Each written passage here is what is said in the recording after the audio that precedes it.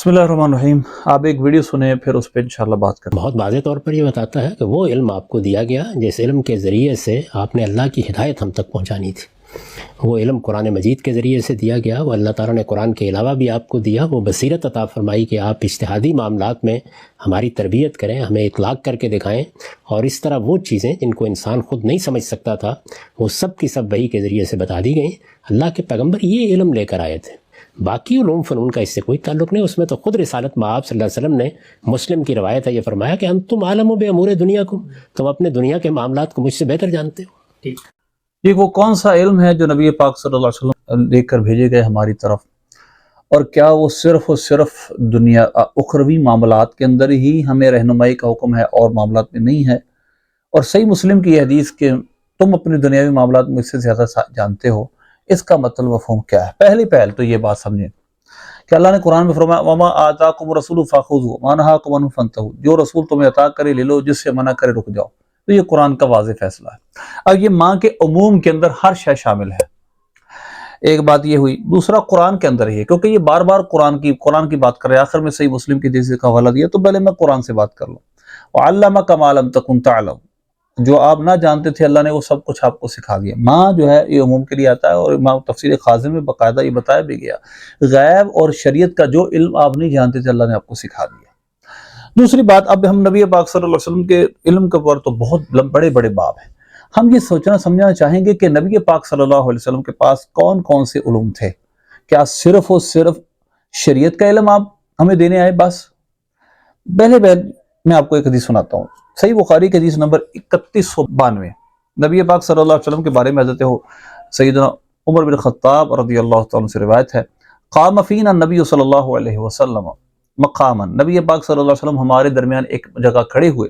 फ़अख़बरना अन बदअल ख़ल्क़ि हत्ता दख़ल अहलुल जन्नति मनाज़िलहुम व अहलुन नारि मनाज़िलहुम, आपने बदअल खल्क से खबर देना शुरू की। जब से बिगिनिंग ऑफ द यूनिवर्स हुई, जब से कायनात का आगाज हुआ, उस वक्त से आपने बताना शुरू किया, यहाँ तक कि जन्नती अपने घरों में चले गए और जहन्नमी अपने घरों में चले गए। हाफिज़ ज़ालिका मन हाफिज़ व नसिया मन नसियहु, जिसने याद रखा सो याद रखा, जो भूल गया सो भूल गया। अब ये हदीस तो ये मुतय्यन कर रही है कि नबी पाक सल्लल्लाहु अलैहि वसल्लम को बहुत इल्म अता किया गया, जहाँ तक कि जन्नती जन्नत में चला गया, जहन्नमी जहन्नम में चला गया। बदउल खल्क से, यानी आलमे काना मा यकुन हुए आप, और इसमें तो कोई शरीयत का सिर्फ इल्म मुराद नहीं है। अब इसी बुखारी के मैं कुरान की और बुखारी की बात कर रहा हूँ। देखिए, इसमें कोई मैंने किसी मुज्तहिद की राय और का बयान नहीं किया। अब हम इसी सही बुखारी की किताबुल इल्म के जिस नंबर 92 सुनते हैं। नबी पाक सल्लल्लाहु अलैहि वसल्लम ने फरमाया सलूनी अम्मा शिअ्तुम, लोगों ने ऐसे सवालत किए जो नहीं करने चाहिए थे, तो आपने फरमाया पूछो जो पूछना चाहते हो।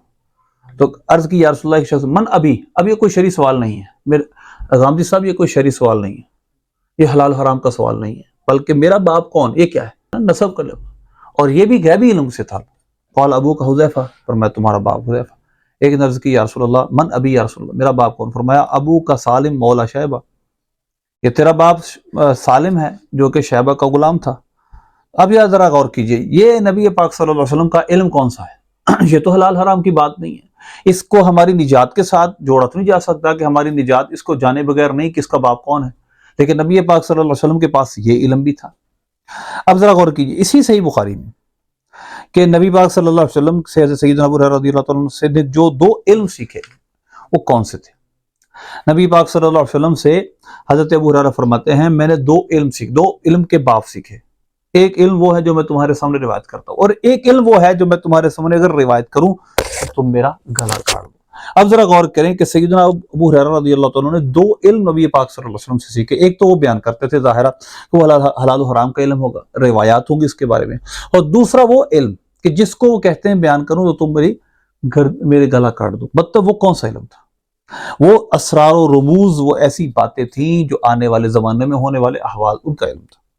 और दूसरी बात, और भी बहुत कुछ बयान करने को है। सही बुखारी में बहुत रिवायात हैं, क़यामत की निशानियां आपने बयान की, तरह तरह की आपने हमें मालूमात दी। और एक बात और जो काबिल गौर है गामदी साहब, बड़ी तवज्जो सुने, एक हदीस को लेकर आप बाकी तमाम रिवायात का इनकार नहीं कर सकते। एक उसूल यह है कि एक रिवायत को लेकर आप यो उस तरह की तशरीह नहीं कर सकते कि बाकी तमाम अहादीस और कुरान का आप इनकार कर बैठे। देखिए, कुरान में حضرت داؤد علیہ السلام کے بادشاہی کا ذکر ہے، حضرت سلیمان علیہ السلام کی بادشاہی کا ذکر ہے، اور بادشاہی کرنا یہ کوئی صرف دینی کام نہیں، اخروی کام نہیں ہے، یہ دنیاوی معاملات کو چلانا ہے، یہ پولیٹیکل سائنسز ہوتی ہے۔ تو لہذا ان کو معاشرتی سائنس بھی آتی تھی، ان کو پولیٹیکل سائنس بھی آتی تھی، وہ سیاسی اور سماجی ہر طرح کے معاملات جانتے تھے، تو وہ بادشاہ بنے تھے انبیاء کرام علیہ وسلم۔ پھر نبی پاک صلی اللہ علیہ وسلم بھی ہیڈ آف اسٹیٹ بنے۔ کیا آپ کا لشکروں کا سپہ سالار بنانا یہ کیا تھا؟ آپ کا ریاستی معاملات کو چلانا یہ کیا تھا؟ یہ سب چیزیں کیا صرف اور صرف آخرت کے ساتھ تعلق رکھتی انسان کے دنیاوی معاملات کے ساتھ؟ یہ سب تو یونیورسٹیوں میں الگ سبجیکٹ کے طور پر پڑھائی جا رہی چیزیں، تو آپ صلی اللہ علیہ وسلم یہ سب کچھ جانتے تھے۔ آپ حکمرانی کس طرح کی جاتی یہ بھی جانتے تھے۔ تو لہذا حضرت یوسف علیہ السلام کا آپ تذکرہ دیکھیے، یوسف علیہ السلام فرماتے ہیں کہ مجھے مکنی علی خزائن الارض انی حفیظ علیم، کہ مجھے زمینوں کے خزانوں پر مالک کر دو، مطلب میں ایلیجیبل ہوں، میں تمہارا وزارت خزانہ سنبھال سکتا ہوں، مجھے پتہ ہے کیسے چلانا ہے۔ تو انبیاء کرام علیہ السلام کو صرف یہ کہنا کہ ان کو دنیاوی علم کچھ نہیں ہوتا، وہ صرف وہ ہماری اصلاح کرنے آتا ہے جس کا تعلق آخرت سے ہے، ہماری عقل سے نہیں، تو یہ بات یاد رکھیے، یہ باقی نصوص قرآنیہ کے نصوص احادیث کے خلاف ہے۔ صحیح مسلم کی وہ حدیث جس کے اندر یہ تذکرہ ہے کہ نبی پاک صلی اللہ علیہ وسلم نے صحابہ کرام علیہم رضوان کو جب دیکھا کہ وہ نر کھجور کو مادہ کھجور کے اندر ان کو ملاتے ہیں، یعنی آپس میں اس کو قلم کاری کرتے ہیں، قلم کرتے ہیں اس کو، تو نبی پاک صلی اللہ علیہ وسلم فرمایا لعلکم لو لم تفعلوا کان خیرا فترکوہ، اگر شاید تم یہ نہ کرو تو تمہارے لیے بہتر ہو۔ انہوں نے چھوڑ دیا تو وہ ناقص ہوئے، یعنی وہ پھل کم آئے۔ حضور پاک صلی اللہ علیہ وسلم وہاں سے گزرے تو انہوں نے عرض کیا رسول اللہ ہمارے ساتھ، آپ نے پوچھا تو عرض کیا رسول اللہ ہمارے ساتھ تو یہ ہوا، ہمارے پھل کم ہو گئے۔ فرمایا خذوا بہ اذا امرتکم بشیء من رأیی، دینی بات نہیں کی سرکار نے، فرمایا میں اگر رائے سے تمہیں کوئی بات کو حکم دوں تو انما انا بشر ہوں، تو میں بشر ہوں، اللہ کا حکم تو اللہ کی طرف سے آئی ہوئی بات ہو تو وہ پانا ضروری ہے، اپنی رائے سے بات کروں تو وہ ظاہر ہے کہ میں بھی ایک انسان ہوں۔ تو اس لیے نبی پاک صلی اللہ علیہ وسلم کا دنیاوی معاملات میں ہر جگہ یہ حکم لگانا کہ آپ صلی اللہ علیہ وسلم معاذ اللہ ثم معاذ اللہ دنیاوی لوگ آپ سے زیادہ جانتے تھے، یہ بات نہیں ہے۔ ایک حدیث کا ایک حصہ جہاں تک ہے اس کو واقعی حدیث کے ساتھ ملا کر وہاں رکھیں کہ جب نبی پاک صلی اللہ علیہ وسلم اپنی رائے سے بات کریں گے اللہ کی وحی کے بغیر، تو پھر آپ صلی اللہ علیہ وسلم کیونکہ دنیاوی معاملات میں بات کر رہے ہیں تو سامنے والے پر آپ کی رائے پر عمل کرنا ضروری نہیں ہوگا۔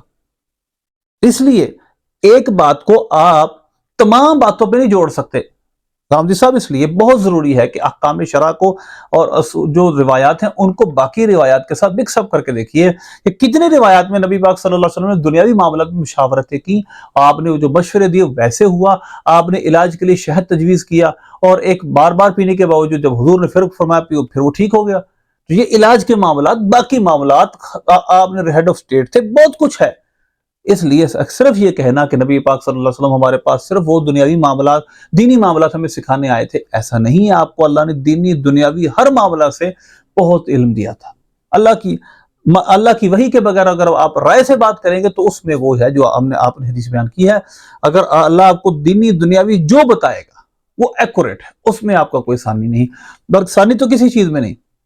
یہ بھی سرکار کی عاجزی مبارکہ کہ آپ فرماتے ہیں کہ دنیاوی معاملات میں تم زیادہ جانتے ہو، وگرنہ حضور سے بڑھ کر جاننے والا کوئی نہیں۔ انبیاء کرام علیہ السلام کی شخصیات کو جب پرکھا جاتا ہے تو عجز انکساری اور اس کے پرائے میں ضرور دیکھا کریں کہ انبیاء کرام علیہ السلام عاجزی اور انکساری کے پیکر ہوتے تھے۔ لہذا نبی پاک صلی اللہ علیہ وسلم کو اللہ نے دیگر اور دلائل سے ثابت ہے کہ آپ قیامت کی نشانیاں، دنیاوی معاملات، آنے والے معاملات میں آپ نے مشورہ دیا اور بہتر کا مشورہ دیا، یہ کر لینا، یہ کر لینا، یہ کر لینا۔ اس لیے نبی پاک صلی اللہ علیہ وسلم دنیاوی معاملات بھی اللہ نے آپ کو بہت مقام عطا فرمایا ہے، لیکن جب رائے سے بات کریں گے، اللہ کی وحی کے بغیر بات کریں گے تو ظاہر ہے کہ پھر یعنی مطلب ایسے معاملات، دنیاوی معاملات میں اگر آپ مشورہ دیں گے جو تجارتی معاملات ہوں گے اور اس بطور شریعت حکم نہیں دیں گے، بطور مشورہ دیں گے، تو پھر سامنے والے کو اختیار ہوگا۔ اللہ سے دعا اللہ عمل کی توفیق عطا فرمائے۔